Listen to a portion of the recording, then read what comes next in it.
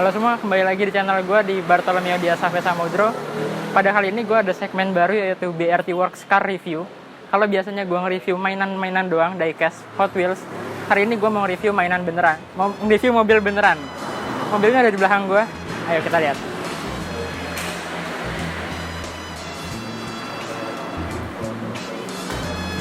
Ini dia mobilnya, Toyota GR Supra Mark V.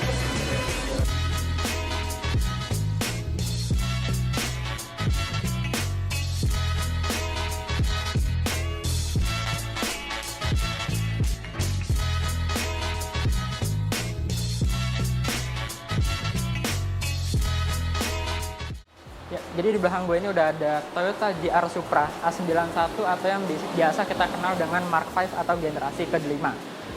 Kita mulai dari bagian depan.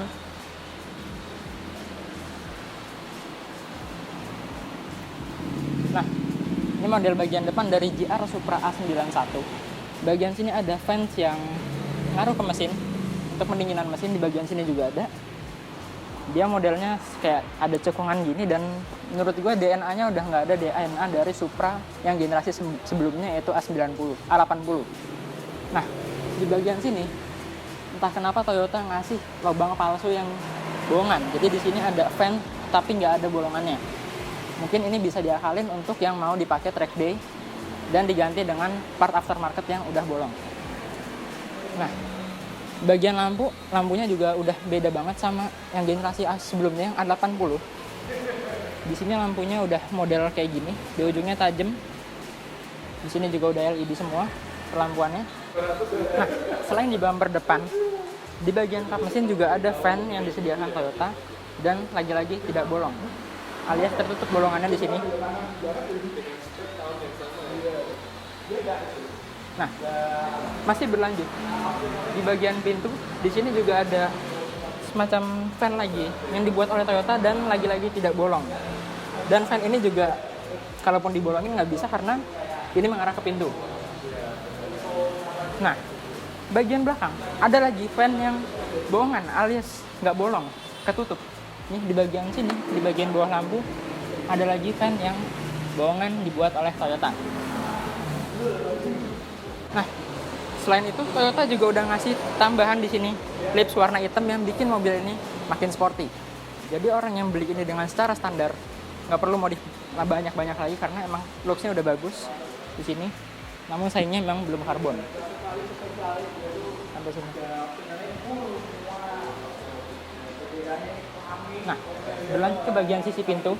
Di sini juga ada lagi side skirt yang udah disediain dari Toyota dari lahir, yang bikin mobil ini jadi ganteng dari lahir. Nah, kita beralih ke hood. Toyota Supra GR Supra A91 ini, hoodnya gede banget, lebar banget.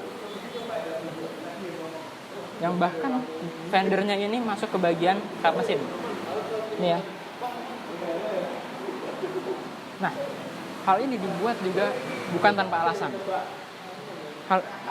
Kap mesin dibuat selebar ini agar jika para tuner-tuner modifikasi mau mengubah kap mesinnya jadi karbon, bakal meringankan bobot yang lebih banyak lagi karena fendernya ikut ke bawah. Nah, sedikit informasi tambahan, GR Supra Mark V ini dibalut dengan warna Horizon Blue yang cuma ada 3 unit di Indonesia, masuk lewat TTPM sejauh ini. Nah, warna ini juga menjadi limited color, yang mana jadi rare color di seluruh dunia. Kita beralih ke bagian samping. Di sini juga ada semacam patahan bodi yang entah tujuannya apa, mungkin untuk menyambungin ke bagian fendernya biar nggak terlalu polos. Nah, bagian sini fendernya juga lebar banget. Bahkan kalaupun ini kita pakein aftermarket body kit kayak Rocket Bunny atau Pandem, ini bakal jadi lebih lebar lagi. Tapi dari standar Toyota, ini emang udah lebar. Nah, kita beralih ke kaki.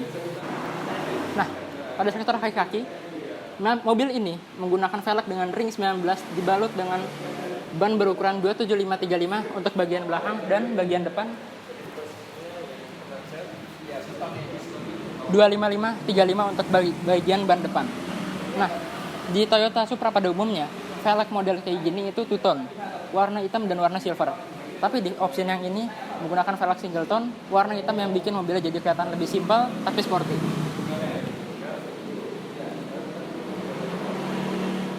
Kita mulai beralih ke bagian belakang. Di sini Toyota bikin lampu yang panjang dan runcing di bagian sana, yang jelas-jelas juga udah nggak ada DNA dari Supra yang sebelumnya. Tapi begini, dengan lampu kayak gini juga bikin Supra makin keren dan eye-catching. Nah, di bagian belakang, di sini Toyota udah bikin semacam detail kecil yang bisa kita temukan juga di Mark IV atau di A80. Dan bagian bawah sini ada lengkungan-lengkungan yang khas Toyota di tahun segini ya, tahun 2021 ke atas. Kemudian di sini juga Toyota udah ngasih diffuser segede ini. Dan lampu di sini ya, lampu LED. Nah, bagian sini juga knalpotnya masih menggunakan knalpot standar. Dan emang suaranya nggak begitu kenceng seperti sport car lain. Pada bagian atap, Toyota bikin semacam cuakan atau curving di sini supaya kepala kita nggak mentok di dalam. Ini juga nambah kesan sporty dari mobil ini sendiri. Oke, kita beralih ke bagian interior. Nah, di sini kacanya udah frameless pastinya, khas mobil sport sekarang. Nah, kalau kita lihat di bagian interiornya, pasti kita nggak asing karena mobil ini adalah sebenarnya BMW Z4. Ya, jadi ini satu platform dengan BMW Z4. Bedanya ini coupe, sedangkan BMW adalah convertible. Jadi untuk bagian interiornya kurang lebih sama persis sama BMW. Nah, di sini juga bagian pintunya, door trimnya juga mirip banget sama BMW. Mulai dari handle pintu, terus semacam power window dan lain-lainnya. Nah, ini juga bagian setirnya juga mirip banget sama BMW Z4. Sampai ke head unitnya pun ini mirip sama iDrive-nya BMW. Nah, sekarang kita bagi ke bagian mesin. Di sini ada pembukanya. Di sini kliknya 2 kali, sama kayak BMW juga. Jadi sekali kita pencet, sekali lagi. Nah, itu udah kebuka. Sekarang kita ke depan.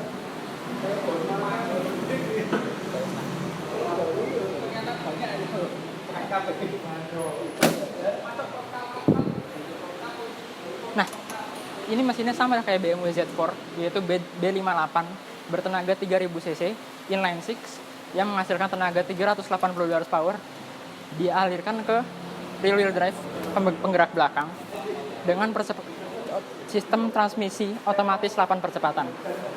Untuk bagian A91 yang baru, udah ada yang versi manualnya, tapi yang ini versi matic. Nah, karena ini mobil sport, joknya menggunakan bucket seat dan hanya 2 seat. Nggak ada 2 seat lagi di belakangnya. Jadi di belakang cuma ada bagasi aja. Nah, di sini juga di bagian kursi ada 3 memory slot yang bisa disetting sesuai dengan kemauan kita. Di sini juga ada iDrive-nya. Jadi ini emang persis banget sama BMW. Di sini ada iDrive dan untuk bagian trim di sininya juga udah karbon. Dan posisi nyetirnya kira-kira kayak gini. Cukup nyaman sih untuk sebuah sport car, walaupun untuk tinggi kayak gue gini visibility-nya agak kurang bagus. Ya mungkin bisa disetting di kursinya juga sih ya. Oke. Nah, ini untuk bagian bagasinya. Bagasi segini sih untuk sebuah sport car udah lumayan banget buat sebuah sport car. Nih, muat lah untuk beberapa, mungkin koper, tas, atau mungkin tas golf ya. Untuk yang suka nge-golf, karena mobil kayak gini cocok juga.